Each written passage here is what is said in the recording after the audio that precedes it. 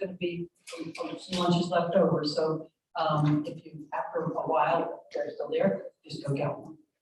Dr. A couple of us ordered the food for you. I don't know. Okay, sorry about gluten-free. They're marked as they are by here.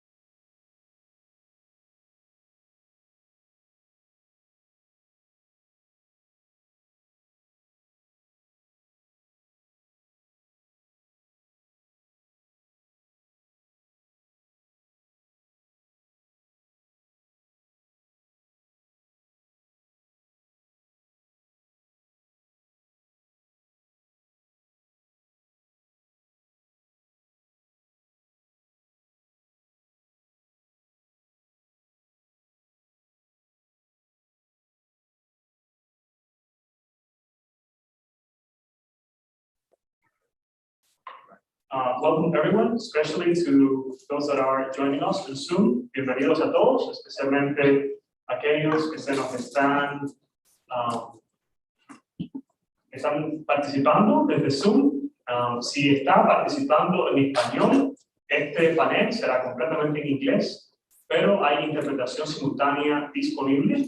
La manera de hacerlo en su dispositivo es yendo a la barra inferior en la parte derecha. Hay un circulito del mundo, globo terráqueo, que dice Interpretation, si está en inglés, o si no, interpretación, y haga clic ahí y seleccione el canal en español, para que pueda escuchar el panel en español. Si se está entrando a la reunión desde un dispositivo móvil, en la parte inferior derecha encontrará 3 punticos, que dice más o more, haga clic ahí y seleccione interpretación simultánea, más abajo pues la opción en español. Nuevamente, si se conectan a nuestra reunión en línea y necesitan interpretación en español, la manera de hacerlo es seleccionando el canal interpretación en español, que es el mapa mundial, el loguito del mundo en la parte inferior derecha de sus pantallas, y seleccionar el canal en español. If you are joining us online and you speak English, this panel will be completely in English, and you can use either the original audio or you can select the interpretation of the English channel.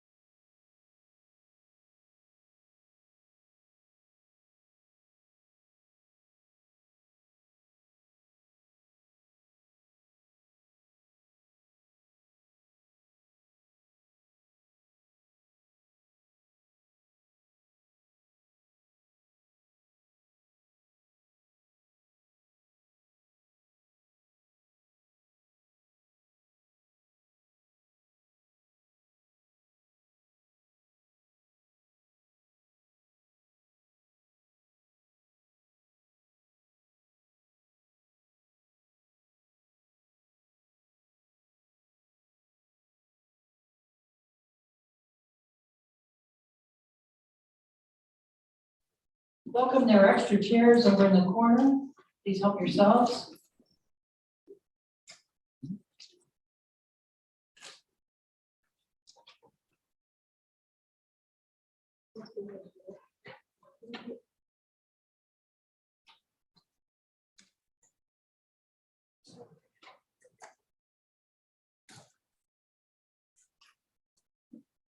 A very warm welcome to everyone here at Virginia Theological Seminary Center for Anglican Communion Studies Lunchtime Forum.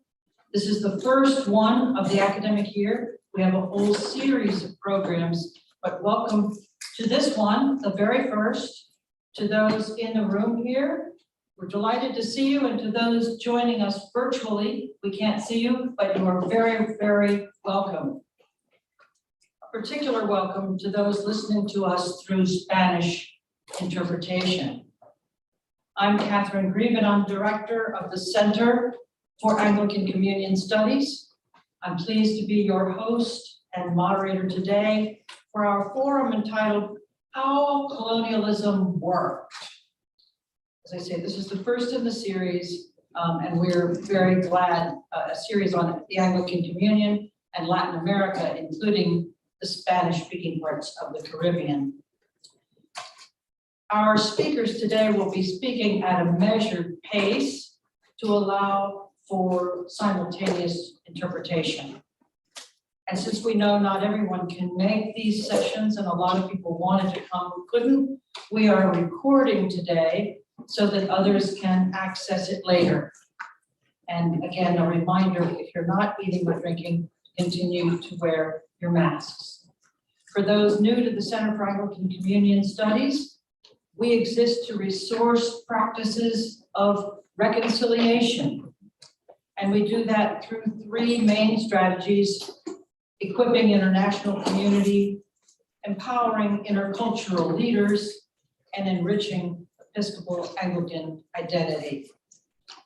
In our forum today, we're going to look at the origins, working assumptions, and resistance strategies to colonialism in the Latin American region.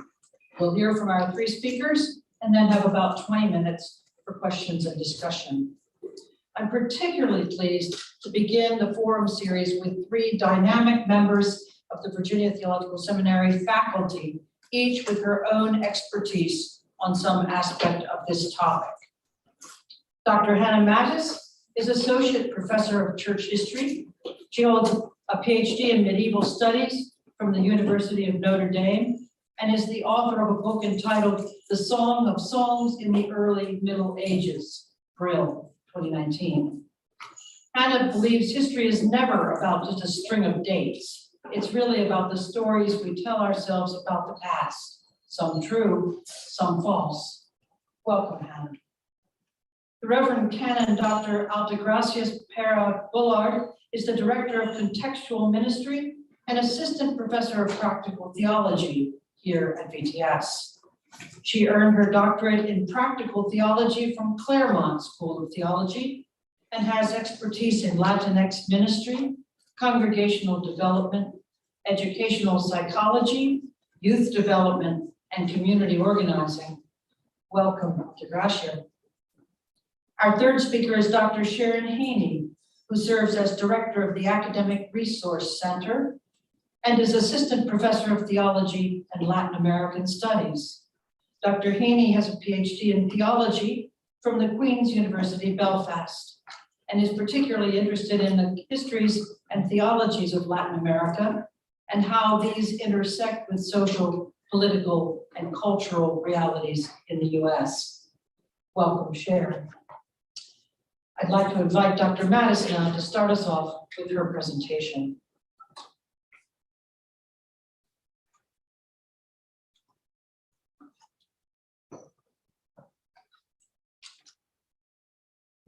Can you hear me clearly? Good. The Doctrine of Discovery is a set of legal, political, and religious principles and decisions. It is basically church policy, first established in the 1450s. Now, if you're listening, That's even before the discovery of the Americas. In this policy, the papacy supported European conquest abroad, particularly claiming the enslavement of non-Christian peoples that the Europeans encountered and the claiming of their land. But the doctrine of discovery is itself part of a long process by which Christian Europe thought about non-Christians. Behind the doctrine of discovery is the Crusades. The Crusaders had established in the Middle Ages a new kingdom at Jerusalem in the 11th century. This kingdom, by the way, built the present cathedral that is now the Church of the Holy Sepulchre in Jerusalem. You can see in European sources from this time that they are already using grotesque imagery to describe and to depict Muslims. One image I know shows the great Muslim general Saladin with a blue face and weird and grotesque features. Crusading became the default way to attack non-Christians with the support of the church. That mentality of crusade will be taken up by the church against heretics within Europe, by knights on crusade against Middle Eastern Christians, Jews, and Muslims, and by Spanish Christian knights who begin the process of reconquering Spain from the Muslims. One historian I know describes this process from about the 12th century onwards as, quote, the formation of a persecuting society, end quote. At this time, separate but related, the European understanding of the Jewish role in the crucifixion of Christ shifts theologically. Instead of thinking of the crucifixion as a thing that happens, with the Jews not really knowing what they were doing,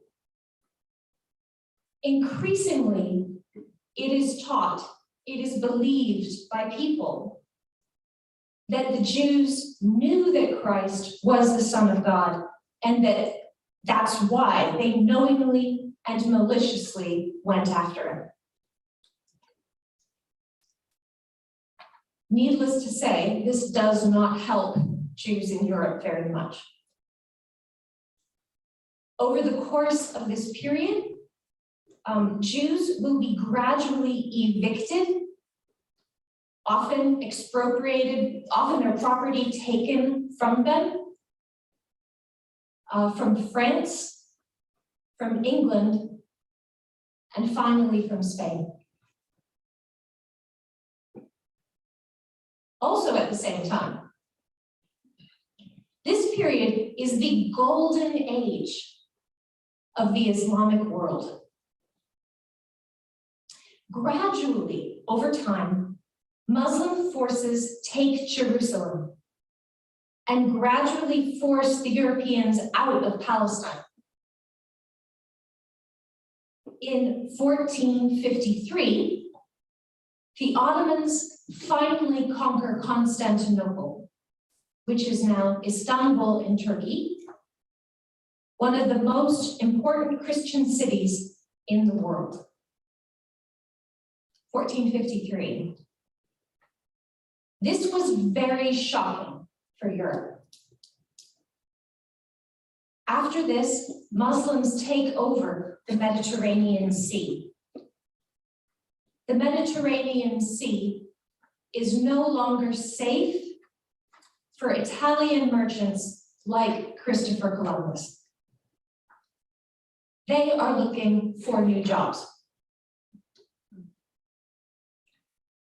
So you can very much say that Europe is on the defensive in the 1450s.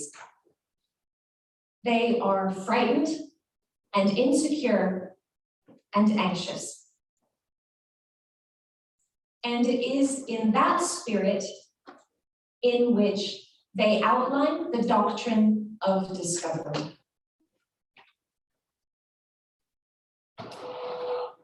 The reconquest or reconquista of Muslim Spain also takes a very long time, about 400 years. Under Queen Isabella of Castile and her husband Ferdinand, they unify Spain for the first time as a nation. And they take the last stronghold of Muslim power in Spain at Granada. That happens in 1492. It is largely captured Muslim money that funds Christopher Columbus's voyage to the New World. And shortly after, Ferdinand and Isabella will evict the Jews from Spain. And this begins a Spanish process of classifying who was Christian, who was Jewish, who was Muslim, which we can see working out in our texts. So to conclude, the doctrine of discovery is put together, is formulated by a frightened church for whom Islam is the real problem.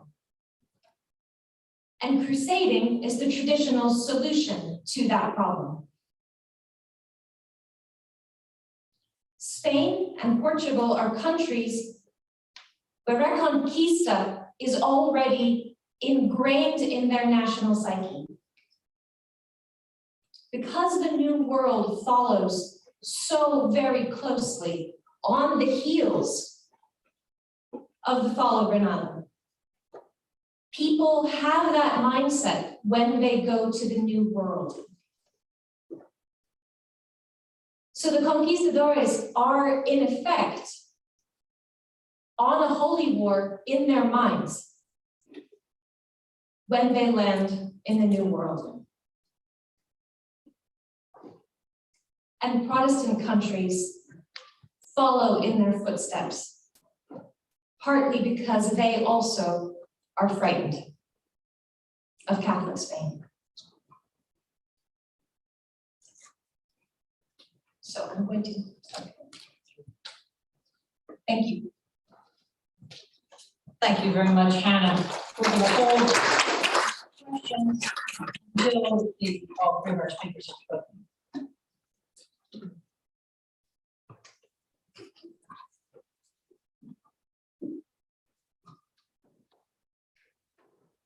Thank you, Dr. Mathis, and I'm going to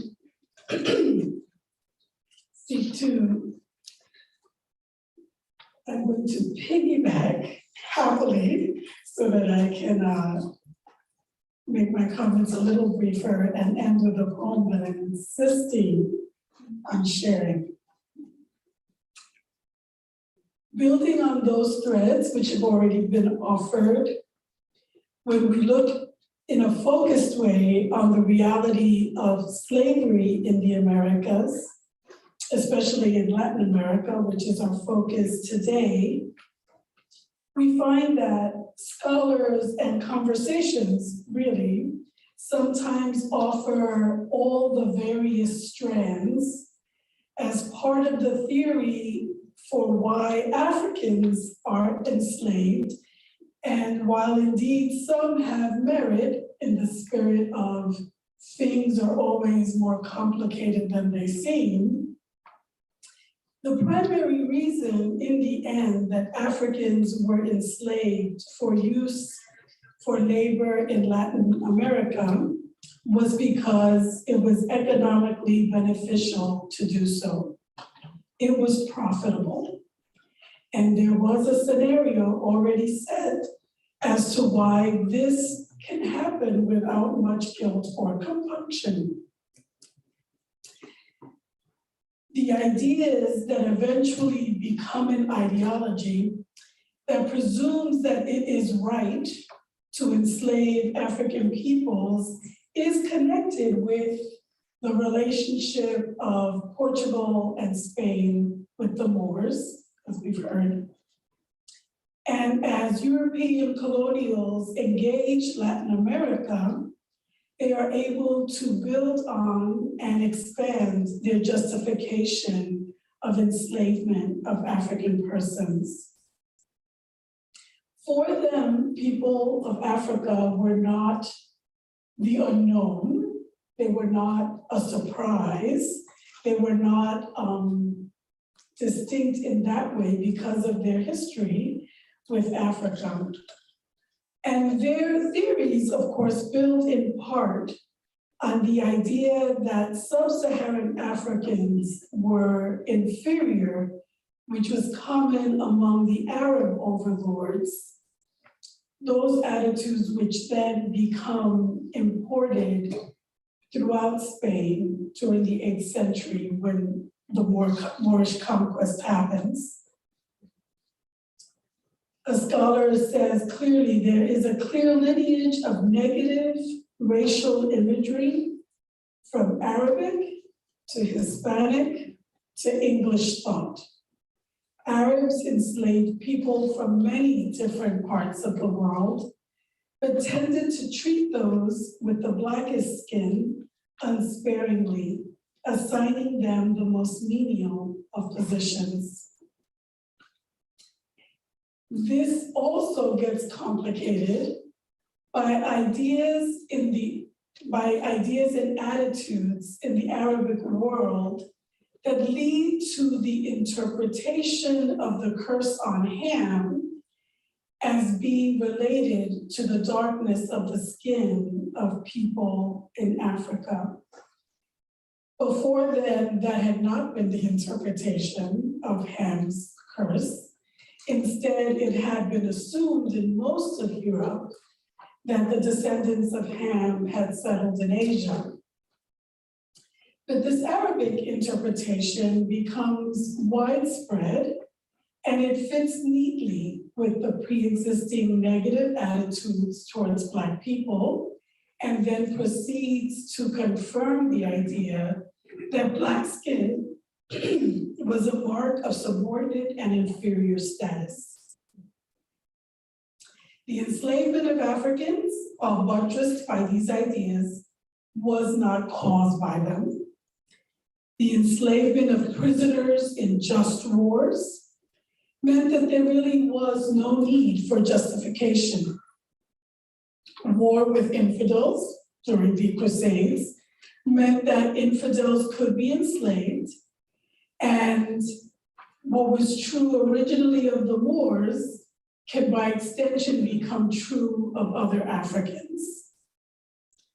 The shift to purchasing enslaved African persons does occasion an official extension of the purpose of enslavement. And infidels, thanks to papal bulls in the 15th century, are enslaved that they might be Christianized, brought into civilization and salvation. Again, reaffirming the status of infidel to a much broader African population than originally used. In various ways, these distinctions, there were still distinctions among Africans. The European hierarchies that kept order insisted on the superiority of the elite, and by extension of the white elite over those who labored, especially those purchased for labor in Africa. Yet this attitude of superiority was plastic and nuanced. After all, Christianity had been in Ethiopia since the 2nd century, and African Christians fought in the Holy Wars alongside Europeans. Also, good relations had to be maintained with African chiefs and princes whose goodwill permitted ships to trade and purchase basic supplies. Therefore, the way the institution of slavery develops in Latin America and the Caribbean, and I'll just say Latin America, assuming the Caribbean, the Spanish-speaking Caribbean, begins from a different historical perspective and develops differently. When encountering indigenous people, conquistadores assumed that this would be a population that could be easily enslaved, and there were multiple blocks to that. First off, the initial thought that they were natural slaves, a category derived by Aristotelian thought, because they were designated as persons who were incapable of autonomy. Well, when you meet the Mayan, Aztec, and Incan empires, you begin to think differently. And in addition to that, the susceptibility of indigenous persons to diseases they had not encountered before made for a weakening of their capacity to work under the brutal labor of the conquistadores. And in the end, it would seem that the change of consciousness of many that were there also led to relieving the indigenous people of enslavement per se. This is not true in all of Latin America. In Brazil, indigenous people continue to be enslaved, but by law, arguments like that between Bartolomé de las Casas and Juan Ginés de Sepúlveda, which argued for humane treatment of slaves, indirectly lead to another excuse for enslaving African persons who were seen as hardier. There was no need for any of this argumentation around enslaved Africans. And so we see colonies established, and the ideal in the Spanish mind would have been that there would be 3 categories of peoples: the Spanish who would rule, the indigenous peoples who would pay tributaries, and the Africans who would serve as slaves. But the presence of free Africans begins to complicate this. Manumission was a part of the enslavement process, and it was assumed that you could purchase your freedom, not to mention that craftspeople who were free Africans also migrated to Latin America, and so the categories do not remain neat and clean. Instead, categorization begins, and this is a more detailed map, of which I will not go into in detail, but criollos, which were the American-born children of Spaniards, mestizos, which were children born of indigenous and Spanish parents, mulattos, children born of African and Spanish parents, Sambos, children born of African and indigenous parents, among others, were listed as the caste system, la casta, that is developed by Spaniards in dealing with the complexity of race in Latin America, which is only further made complicated by folks who, by class and gender, add to the layers of this hierarchy. Soon, there were more mixed people than there were of the original 3 categories. Eventually, the category thing just kind of loses its mind, and so as an aside, there were like 16 variations of Blackness in Mexico, 98 in Haiti, and Brazil had an astonishing 136 variations. All of these, of course, are measuring approximation to whiteness. That is their purpose. So fast forwarding and to conclude, the invisibilization of African peoples in the history of Latin America is one of the byproducts of this mixing. The assumption and fantasy, as the republics are established, that they are of a stronger stock because of their mixed heritage, all is hoped to lead to an eventual disappearance of people of African descent and people of indigenous descent into the great new race that would be the mestizos of Latin America. Although there have been movements like the Negritude movement in Francophone countries in the Caribbean, there have been moments of African celebration of culture. Mostly it has been appropriation of culture by white Latin Americans. So that, for example, the revival of Afro-Cuban music, mostly played by white Cubans, right? So the bands and the orchestras include no Black people, although they are playing Black music. There has been an increase in Latin American scholarship of people of African descent, and those who are curious of some of those texts, I brought some of them with me. They are the work that I'll be looking into as part of my work on sabbatical.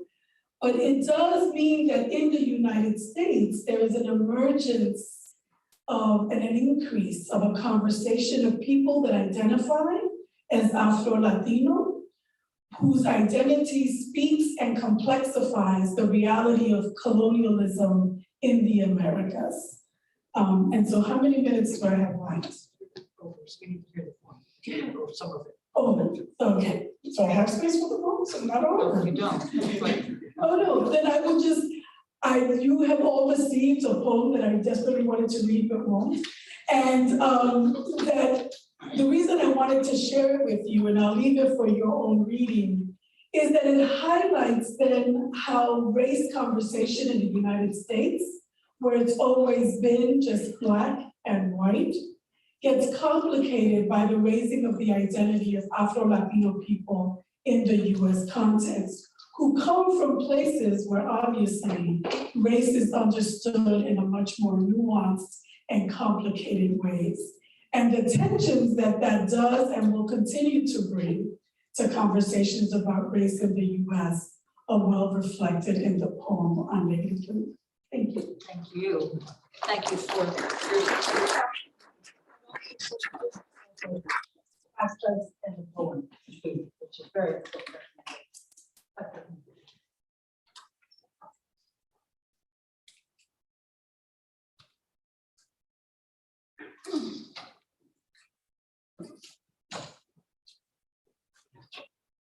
Thank you. It's good to be with you today. It's with you on Zoom also. She'd like me to speak louder. Do you see the gesticulation? Resistance, armed resistance, voiced resistance, and embodied resistance. I'd like to invite us to think about those three aspects of resistance today. Armed resistance. Resistance to colonization in the Americas was nothing new.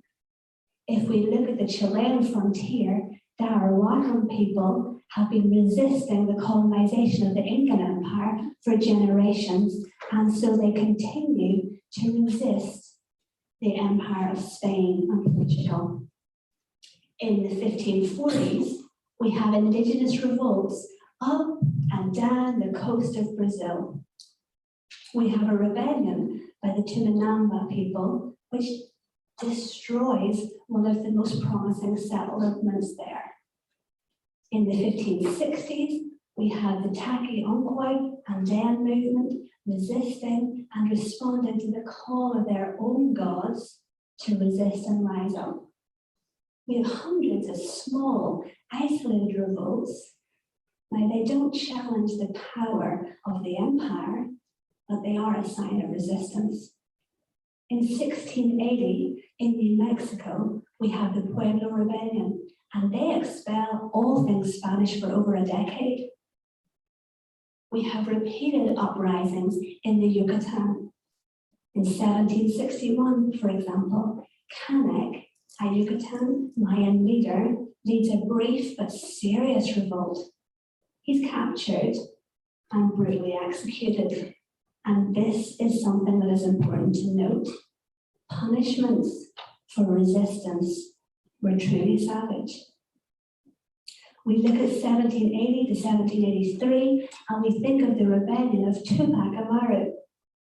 This was a high Andean rebellion that sent shockwaves across the Americas, and then led to further rebellions by Tupac Katari in Peru. In 1791, of course, we remember the slave rebellion in Haiti, where they expelled the masters and crushed that model that had been in existence. In 1789, 1798, we remember the French-style conspiracies in Brazil, echoing the ideas of the French Revolution. And these revolts were led by mulatto and Black conspirators. And let's remember, from 1500 to 1888, we have the Quilambos and the Palenques, which are refuges for enslaved peoples who have rebelled and resisted colonial rule, armed resistance. We think then about voiced resistance. Now, conquest and colonization are always about exploitation, even when colonists and conquerors don't want to admit that to themselves. And so we have voiced resistance from within the Catholic Church. We think about the Franciscans in the 1520s, who are gathering Aztec history, Aztec languages, Aztec religious documents. Sahagún and Montolinia are writing against Spanish tributes, against Spanish torture, and against forced labor. We think of the Jesuits in Brazil. They're learning the Tupac languages. They're gathering their flocks into mission stations in order to protect them from the enslavement that we've heard about. We think about Montesinos in the Caribbean, is the Dominican order, and they are preaching fiery sermons about enslavement and about mistreatment of indigenous peoples. And they convert a Caribbean conqueror, Bartolomé de las Casas. He had an encomienda for 12 years until he responded to their message, and then his life of voiced resistance opens up, back and forward across the globe. It's significant to hear his voice in 1550 and 51 in Valladolid in mainland Spain, right at the heart of the empire, when he challenges the codified laws for invasion, enslavement, and subjugation. In Peru, De la Vega and Palma are protesting and voicing their response to this devastation. The Jesuit Antonio Vieira is known as Las Casas of Brazil. He's an intellectual, he's studying Tupi and Angolan languages, he has an African grandmother, and so he is one of the voices that discusses the humanity of the African peoples in the Americas. We consider the life of Sor Juana de la Cruz. She's a woman, a Mexican nun, writing from the very heart of patriarchy. And the interesting thing about her literature is not only does she speak for women, but she creates space in her poems and her plays for Black voices and for Indigenous voices who are allowed to speak to and speak about the injustices that they have suffered. In the 1700s, we listen to the voiced resistance of Ottobal Curuano, his story of enslavement and transportation against the Atlantic, across the Atlantic and into the Caribbean. We think about the voice of Olaudah Equiano and the testimony of being born in Africa, of being brought to the Caribbean, of being transported to Virginia. There is voiced resistance, and it echoes across the Americas and across the globe if we want to hear it. Armed resistance, voiced resistance, and we want to think about embodied resistance.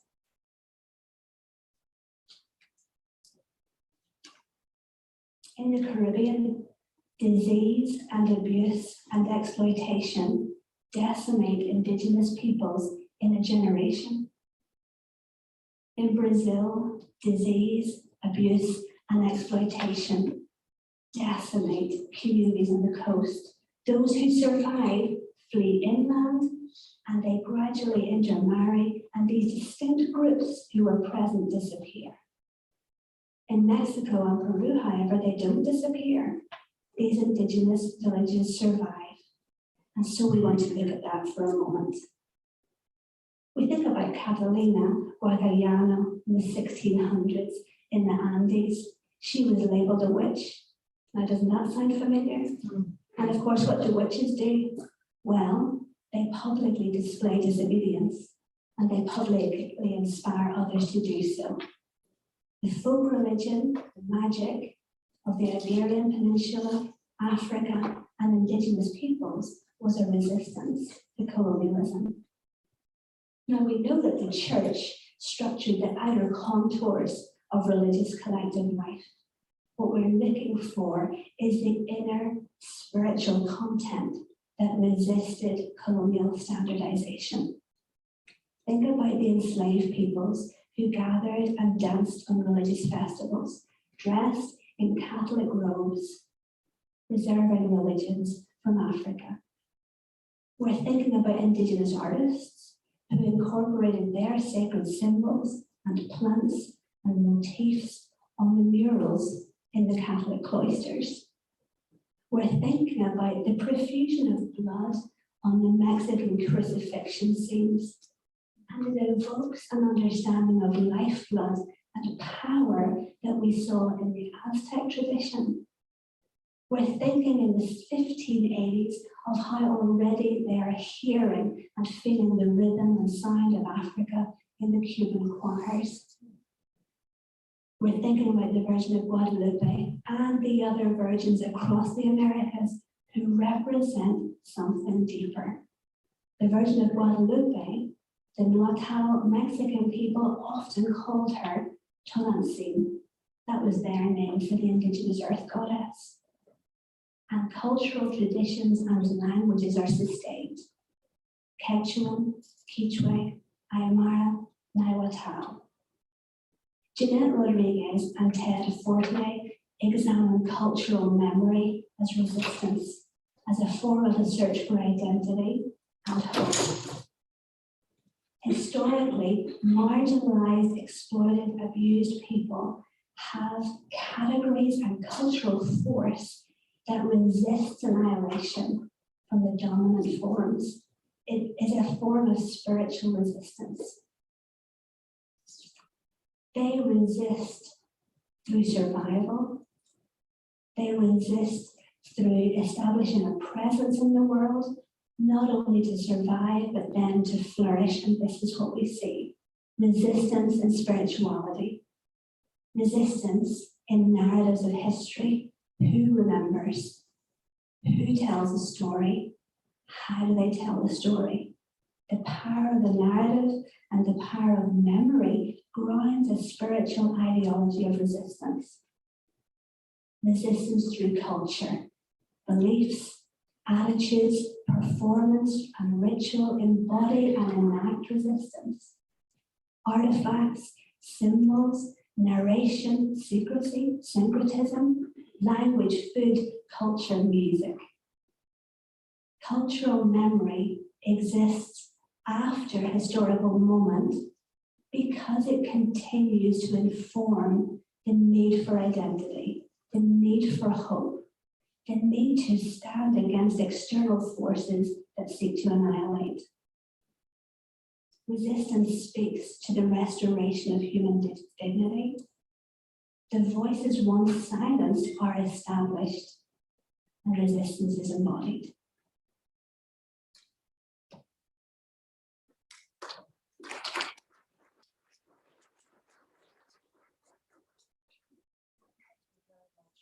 And thanks to each of you for your insightful comments. We now have time for about 15 minutes of discussion. I'd like to invite questions from the audience online in the chat box. And for those in person, Garrett's going to be a standing microphone stand with a microphone. Please come up to him, or signal, and he will come to you so that you can ask your question. In order to record it, the questions need to go into a microphone. And in order to record answers from the panelists, we're going to move this mic to the table and pass it around. Questions will be read out loud in English, Spanish questions, so the interpreter can put them into Spanish. I'm sorry, English questions will be read out loud in English, so that Francia can put them in Spanish. Garrett, you're going to vocalize English questions from the chat box, and Luis vocalizing Spanish questions from the chat into English in another mic. So we should have lots of questions coming from various different places. They are all welcome.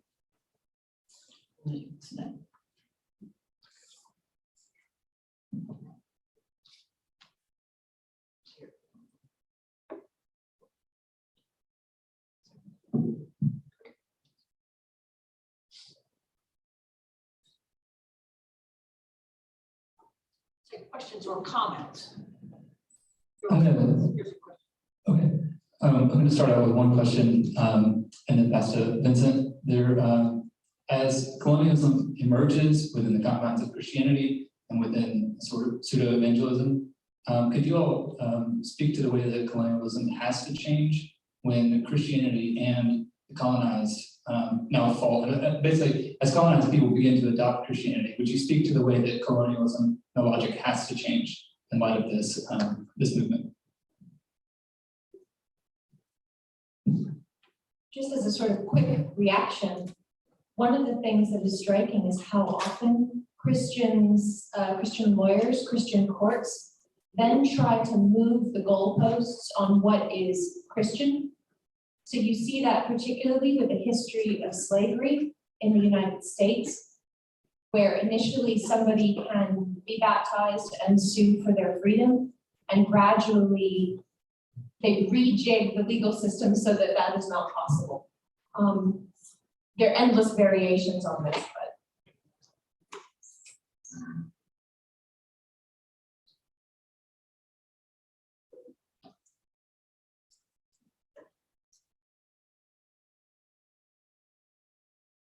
I'm Vincent from the library. My question is mostly for Dr. Mattis, but I'd be happy to hear anyone else chime in. One of the themes that I saw brought out by the different lecturers was the motivations for colonialism. And Dr. Mattis, I was struck by you bringing out the theme of almost a religious insecurity brought about between the expansion of Islam from the European point of view. So I wonder, are there any tensions between ascribing different motivations, to these competing scholarly explanations, like a profit motive versus a religious insecurity motive? And what does this religious insecurity, I'm sorry if this isn't the language you would use, but what does that add to the conversation? What's the unique advantage that, or what's the unique usefulness that that type of analysis of what happened offer us today, especially as we're trying to learn from the past? I think I would say always that people are people, and people are complicated, and people are very good at using theological language to justify for-profit motivation. So unfortunately, the theological language and the political rationale for that theological language gets tangled up together. And this is certainly true for the papacy in this period. One of the things that's striking in Spanish history, for example, and I say this because this is a name that many of you will know, one of the things that has sort of been brought out in recent years is the recognition that somebody like Teresa d'Ávila, that her background is Jewish. We didn't know this until 20 years ago, 30 years ago. Her grandfather was Jewish. And she's in a time in Spain when Jews were forced to convert after 1492. But precisely because that conversion is forced, the Spanish don't trust it. So there is a huge amount of suspicion around Jews or Muslims who maybe converted and maybe didn't. And the Inquisition is very involved in policing people's Christianity. And somebody like Teresa grows up in that shadow. That's very much a part of her story. And it's tangled up. The way what she has to navigate is this tangle of religious motivation, religious insecurity, fear, people who want to manipulate her, and she's trying to figure this system out. And no one is very simple in terms of their motivation, I think I would say. A footnote on the conversos in Spain. There's a book that you might want to know about called the mezuzah in the Madonna's foot that talks about Jewish resistance to forced conversion. But there would be a wooden statue of the Madonna, but people would have put a mezuzah, the Deuteronomy 6:4 hero Israel, the Lord of God is one God, that little metal thing that's on the doorpost inside the foot, and so they would come and pretend to be kissing the foot of the Madonna when in fact they were kissing the scriptures of Deuteronomy, reasserting that the Lord God is one God. It's an interesting way when we're thinking about resistance to the Crusade mentality. Another thing that we sometimes forget, when Christopher Columbus was coming in a boat in 1492, Columbus sailed the ocean blue, and grew up with that. He writes in his journal about Jews leaving Spain in rickety little boats in the harbor as he takes the Pinta de Nina and the Santa Maria out of Spain to the New World.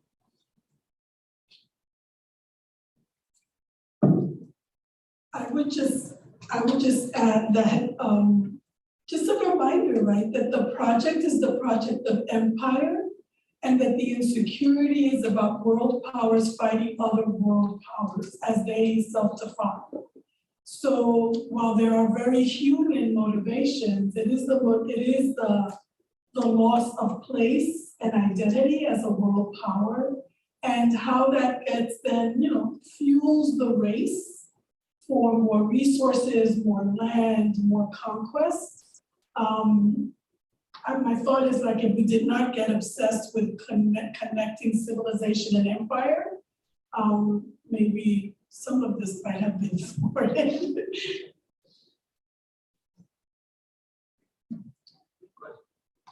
We have a question real quick from Alvaro Duran, and he says, what would be your proposal for the construction, faith experiences, and faith communities, decolonial or post-colonial?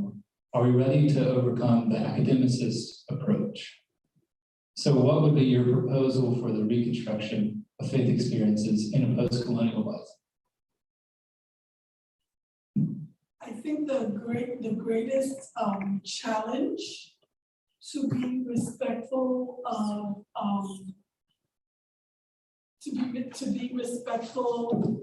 of spirituality as expressed in the local context is the tension between welcome and inclusion and orthodoxy, so that there continues to be an anxiety about the welcoming of people's spiritualities in the space of church, probably fine.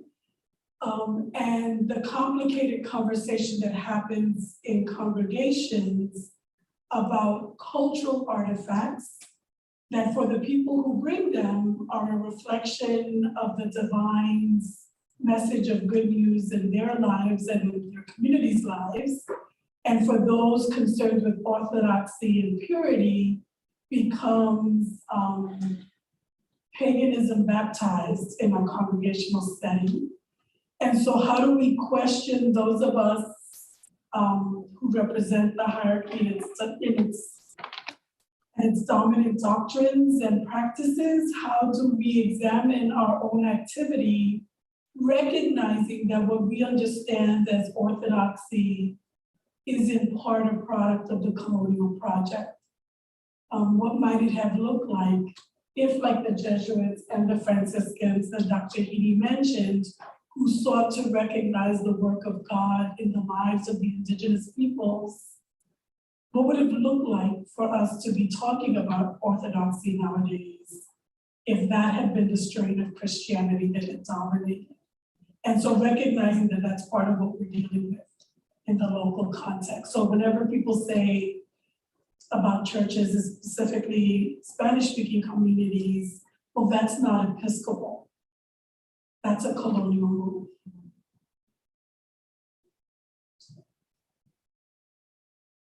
Jennifer McKenzie.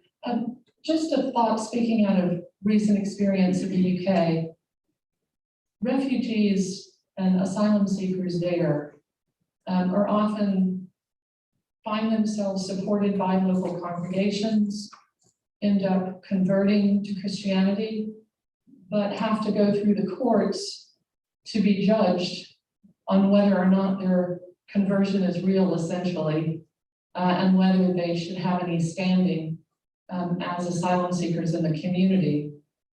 And I find it interesting that these judges, according to the clergy who go and stand in support of the asylum seekers, are not particularly well versed in the religion that they purport to adhere to, and are therefore being called to make these judgments on people who are expressing a newfound and true faith. And I just find a great irony in that. And to the comment, it feels like I heard a lot of what each of you were saying, reflecting just the human condition of projecting our own fears and insecurities onto the other, therefore accusing them of things that we actually are uncomfortable with in ourselves. And I do think that this is still going on today very strongly. The colonialism is still happening and has a strong influence. And the only part of Africa that I've traveled to is Ghana. And on the two occasions that I've been there, you can see that race happening, that economic race happening between China, between the US, and other major nations coming in and trying to take over the resources there. So it's a very live issue in so many ways, I think. Thank you.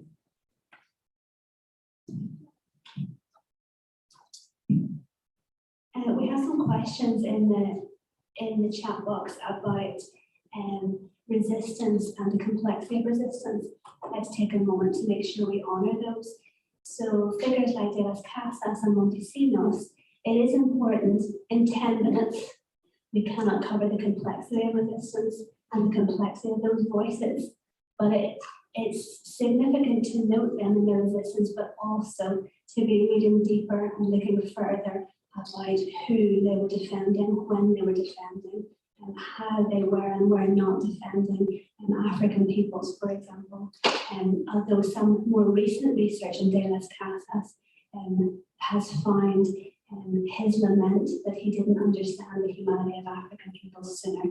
So I want to thank the chat box for that conversation about the complexity of resistance and how all of us can be blinded in one way while we can be resisting in another. And it's a good lesson to be attentive to. So thank you for that.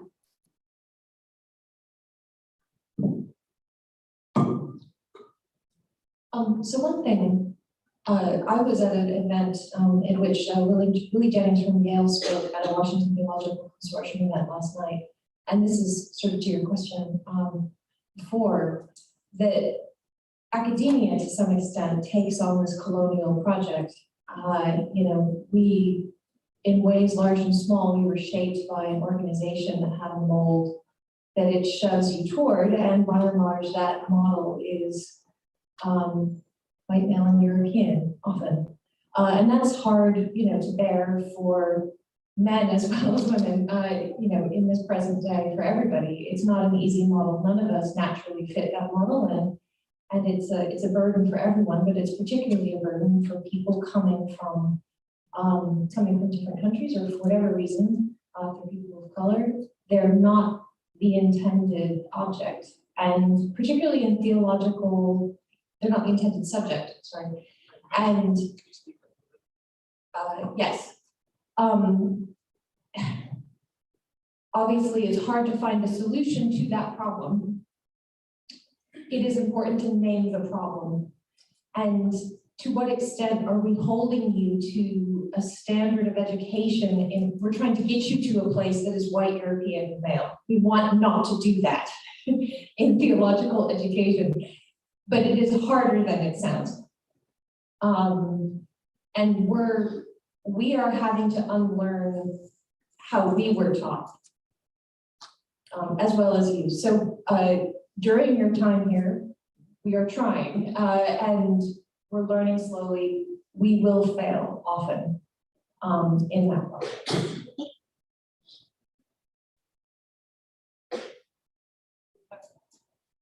No, we don't. Sadly, we've come. Hopefully we have time for one more question, but we don't. We've come to the end of our time. But if you'd like to listen again or share this session with friends or colleagues, please look for it on the VTS YouTube page. Let me also hold up this flyer. I hope you've all seen running around campus, but our next Center for Anglican Community Studies lunchtime forum is 1 week from today. So if you want lunch 1 week from today, sign up now. It is entitled Liturgy as Incarnation, and it continues some of the themes and discussions that we've been having today, because it's going to talk about enculturation in liturgy, and particularly in the process, some of how these concerns about colonialism and resistance were taken up in the discussion of the framing of the Brazilian Book of Common Prayer recently. So if you want to test case about how one group of people is thinking about some of these issues in the liturgy in the Book of Common Prayer within the Anglican Communion, come next week and learn more about that. Sign up on the VTS Eventbrite page and do invite friends to join you. It's going to be fun and provocative, I bet. Thank you all for coming, and God bless you.